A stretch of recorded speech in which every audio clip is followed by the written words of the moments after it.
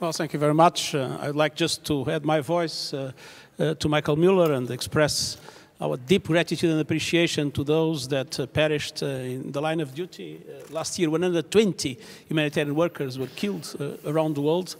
And I have to say that I never heard one of my colleagues asking me to leave, but I've many times heard colleagues of mine asking me to stay when we ask them to leave. And this courage of humanitarian workers is something we should always celebrate. But going back to the Sustainable Development Goals, I think one risk we need to avoid at all costs is to have two worlds. The normal world in which the Sustainable Development Goals apply, and then the world in conflict or countries or regions or parts of countries in which the Sustainable Development Goals do not apply because only humanitarian response makes sense in the context of conflict or other kinds of disasters.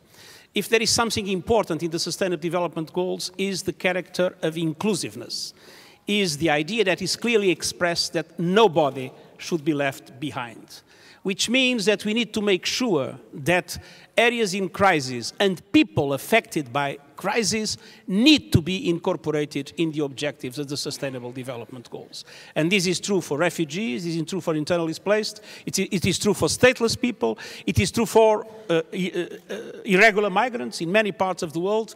It is absolutely essential that in statistics and in strategies and in measures that are adopted to implement the Sustainable Development Goals, everybody is included and there are no people that are put aside and forgotten in this context. But at the same time, we need to be able to respond to the dramatic increase in humanitarian needs. Just one figure. In 2010, we have 11,000 people displaced by conflict by day. 2011, 14,000. 2012, 23,000. 2013, 32,000. 2014, 42,000 and a half. Which means humanitarian needs are increasing dramatically and the funds available to respond are not increasing at all at the same level. Which means that the multilateral international humanitarian community is not broken, but it is financially broke. It's not broken because, in my opinion, it's working better than even the development community or the security community, but it is financially broke because we are no longer able to provide the minimum that the protection, the assistance and the solutions of the people we care for would require. Now, there are things that can be done. We can improve our efficiency. We can try to involve more the private sector, the general public. We can make efforts to bring new countries, emerging economies, emerging powers into the financial donor community. And of course, this is being done. But I think we need to think out of the box and we need to recognize that there is a quantum leap that requires much more than these gradual improvements.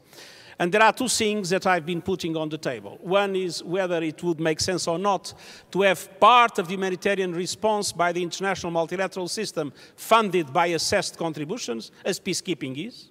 We know this is not popular and probably it will not be easy to make this idea go through the General Assembly and several key countries in the UN context. But I think it is obvious that based on voluntary contributions strictly, we are having more and more difficulties to respond. And second, I think it's absolutely essential to see in a completely different way the link between humanitarian response and development cooperation. We always speak about the gap, about how to bridge that gap, how to bring relief and development more closely one after the other. But the question is not to bring them more closely one after the other. The question is to make them work together since the very beginning of a crisis and also in prevention and solutions related to the different crises. I do believe it's absolutely essential that many of the things we are doing now with humanitarian money, for instance, helping people go back home, helping communities support displaced people or refugees, many of these things should be included in development cooperation and should be a priority in development cooperation.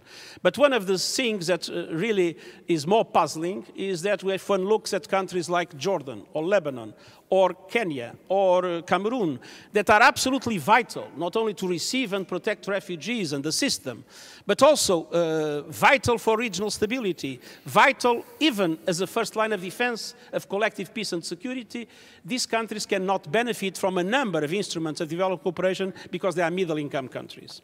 So I think a fundamental review of development strategies is required in order to make sure that what today is entirely left to the humanitarian world, but it is intrinsically linked to the security and development concerns of the world, is responded in a comprehensive way involving the development actors, and at the same time that the strategies, the priorities are defined in a way that include those countries that, even if they are middle-income countries, are absolutely crucial in the present context, both from the humanitarian point of view, but also from the security point of view.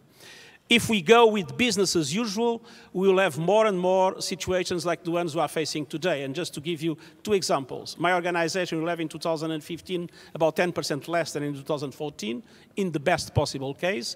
And if you look at the World Food Programme, they are now having an enormous difficulty to respond to the most basic of the needs of populations in several scenarios around the world. And food rations are being cut in a dramatic way. It is clear we no longer have the resources to respond to the crisis we are facing. It is clear that something fundamental must change for that possibility to be reestablished.